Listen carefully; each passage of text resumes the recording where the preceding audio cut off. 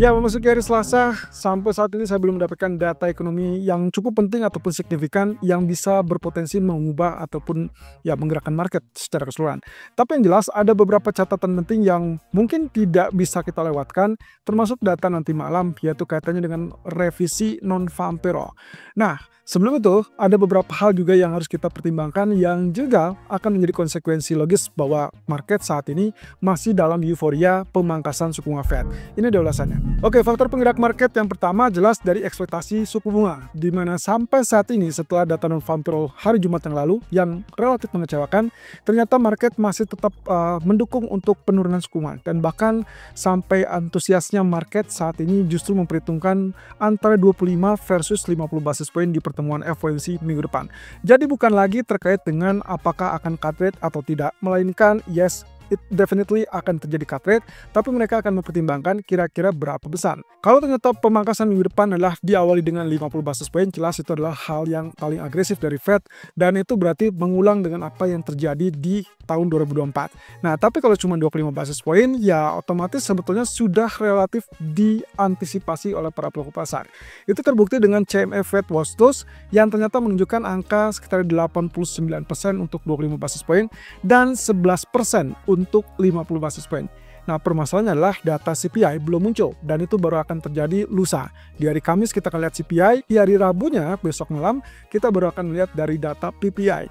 Nah, di sisi lain kita juga melihat dari sisi politik Jepang yang kelihatannya ini yang membuat kenapa Nikkei bergerak naik dan mencetak rekor baru di tengah ada posisi yang ketidakpastian politik di dalam negeri. Tapi yang jelas ini tentunya akan mengakibatkan peluangnya terkait dengan Nikkei ataupun dari USD Japanese Yen yang relatif menarik, karena ada beberapa faktor juga yang perlu dipertimbangkan. Sementara Stephen Miran kelihatannya baru akan melakukan atau akan mendapatkan kepastian posisinya terkait dengan Gubernur Fed, itu baru akan dilakukan voting oleh Senat besok malam. Jadi hati-hati di sini, posisinya sampai besok malam kelihatannya ada beberapa agenda yang juga masih tetap menjadi perhatian ataupun fokus utama. Nah, terkait dengan apa yang terjadi pada Jepang, sampai saat ini kita masih menunggu siapa kandidat kuat untuk menggantikan Perdana Menteri Ishiba yang mengundurkan diri secara resmi di akhir pekan kemarin. Nah, meskipun terjadi kekosongan, tapi nyatanya secara tidak langsung ini akan tetap mengarah kepada posisi dari Ishiba sendiri. Jadi sejauh ini Ishiba walaupun masih berperan sebagai Perdana Menteri, tapi secara jabatan dia sudah tidak lagi sebagai Perdana Menteri. Nah, tentunya ada kebingungan ataupun ketidakpastian politik dalam negeri yang kecenderungannya itu mengakibatkan pelemahan mata uang yen. Tapi di sisi lain, mata uang yen justru mengalami penguatan akibat dari melemahnya US Treasury Yield ataupun penurunan dari US dollar. Nah, jadi kondisinya ini justru akan menguntungkan bagi BOJ ke depan untuk melakukan kenaikan suku bunga. Tapi jangan salah, dengan kekisruhan ataupun ketidakpastian politik siapa jadi pengganti Ishiba, tentunya ini yang menjadi tanda tanya besar. Apakah sosoknya nantinya akan lebih mendukung kepada pelonggaran fiskal atau justru akan memperketat fiskal? Kalau misalkan ternyata dia memperketat, tentunya itu akan mendukung juga kenaikan suku bunga dari BOJ. Tapi kalau misalkan melonggar, maka ini akan menghambat kenaikan suku bunga BOJ. Itu sebabnya kenapa Nikkei di sisi lain malah merespon positif, karena mereka mencium kemungkinan potensi dari pemimpin baru nantinya itu adalah kecenderungannya untuk melonggarkan fiskal. Oke, kalau lihat dari agendanya, LDP ini jelas partai penguasa pemerintah, dan sebelumnya kalau terjadi pengunduran diri secara tiba-tiba dari pemimpinnya, itu biasanya akan melakukan voting secara internal. Dan itu berarti yang melakukan pemilihan nantinya hanya orang dalam ataupun yang menjadi anggota dari partai LDP tersebut. Nah, tapi menurut agenda, rumornya, menurut media massa Jepang menyebut bahwa kemungkinan kali ini LDP akan mengadakan voting secara penuh, yang artinya lebih kategorinya dibuka secara luas dan mungkin ada beberapa kandidat yang bisa dipertimbangkan. Tapi satu sisi ini akan menciptakan kompetisi yang cukup menarik dan cukup ketat. Sehingga kemungkinan ke depan sampai 4 Oktober, saya rasa yang perlu diperhatikan adalah siapa sosok yang menjadi pengganti, baik itu sebagai pemimpin LDP ataupun bahkan untuk menjadi Perdana Menteri Jepang yang baru. So, hati-hati, Japanese Yen atau USD Japanese Yen kelihatannya akan volatile, tapi untuk sementara waktu saya rasa Nikkei akan relatif lebih potensi untuk mulai kenaikan. Nah, kalau kita perhatikan dari voting yang akan terjadi besok malam, ini tentunya akan menjadikan jawaban penting untuk Federal Reserve, apakah nanti sosok Mira ini akan bergabung di Gubernur Fed, lalu kemudian ikut melakukan voting di FOMC September.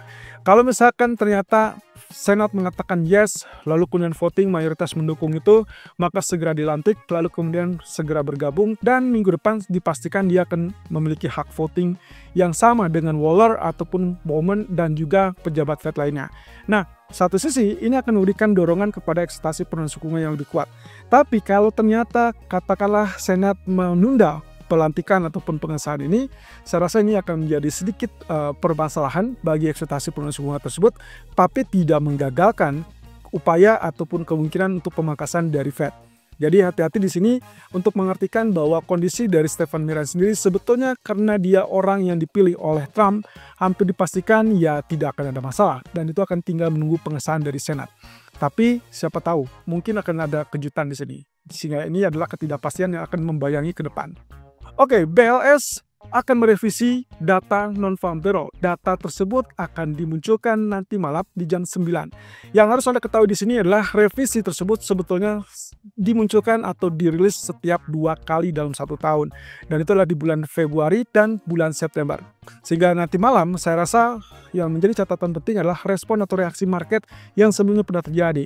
Mengingat dengan angka revisi yang cukup tajam di beberapa data sebelumnya, maka kita flashback ke belakang. Waktu di bulan Februari sempat terjadi yang namanya revisi NFP ternyata lebih rendah. Dan itu mengakibatkan dolar mengalami pelemahan, saham pun mengalami penurunan, dan sisi lain emas mengalami kenaikan. Kemudian yang terjadi di revisi angka bulan Juni kemarin yang paling dekat adalah case-nya itu direvisi dari 147.000 menjadi 14.000. Sampai-sampai akhirnya sang ketua atau kepala BLS Erika McIntyre itu sampai dipecat oleh Donald Trump dan sampai saat ini posisinya digantikan oleh EJ Anthony. Nah, yang perlu diperhatikan di situ adalah ternyata waktu terjadinya rilis yang sama atau di downgrade ataupun diturunkan revisinya jauh lebih rendah, maka itu yang membuat gejolak pasar sampai akhirnya membuat emas mengalami kenaikan lebih lanjut dan bahkan jauh lebih tinggi, dan di sisi lain saham relatif turun. Nah, kita akan lihat nanti malam akan seperti apa, apakah ini akan pengulangan atau tidak. Yang jelas kalaupun tidak ada reaksi ataupun respon, saya rasa yang paling penting di sini adalah catatan bagi para pelaku pasar, termasuk para pejabat pembuat kebijakan Fed nantinya, itu mencerminkan bahwa data ketenagakerjaan relatif lambat dibandingkan apa yang mereka perkirakan. Jadi kemungkinan itu akan lebih mendorong lagi kepada ekspektasi penurunan suku bunga. Oke, ini adalah di economic calendar yang Anda lihat sini adalah payrolls benchmark yang ditandai bahwa previous terjadi revisi sampai minus 598. Yang perlu Anda ketahui inilah data untuk kuartal pertama 2025. So, kalau itu kaitannya dengan kuartal pertama, berarti 3 data di Januari, Februari, dan juga Maret itu akan menjadi catatan yang mungkin akan mengalami revisi. Revisi lebih rendah tentunya akan mengakibatkan emas kembali naik, tapi revisi yang standar ataupun bahkan di revisi naik, kemungkinan itu akan mengakibatkan emas terkoreksi turun. Mungkin itu yang kita tunggu-tunggu kaitannya dengan kapan emas akan terkoreksi, apakah akan setelah CPI atau sebelum CPI atau mungkin setelah FOMC meeting. Nah, sementara itu yang perlu kita tinjau dan kita tunggu tentunya dari data ekonomi secara normal semua akan menantikan fokus kepada keputusan suku bunga ECB yang diperkirakan akan dipertahankan tetap, dan yang kedua adalah masalah inflasi dari Amerika. Diawali dengan PPI hari Rabu dan juga CPI di hari Kamis. Kira-kira apakah ini akan memberikan isyarat bahwa inflasi masih tetap stabil atau justru kecenderungannya melonjak naik? Kalau misalkan itu yang terjadi, mungkin saja kita akan dapatkan hambatan untuk ekspektasi penurunan suku bunga.